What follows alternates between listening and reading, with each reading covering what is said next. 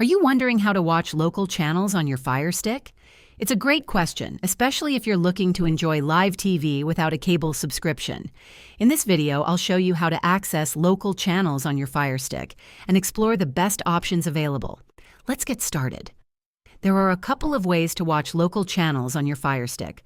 First, you can use a live TV streaming service like YouTube TV, Hulu Plus Live TV, or Sling TV, which offer local channels in select markets. Simply download the app for your chosen service from the Amazon App Store, sign in, and check if your local ABC, CBS, FOX, or NBC affiliates are included based on your ZIP code. If these services don't cover your area, another option is to pair your Fire Stick with an HD antenna. Apps like AirTV Player or HD Home Run let you stream over-the-air broadcasts directly to your Fire Stick, giving you free access to local channels.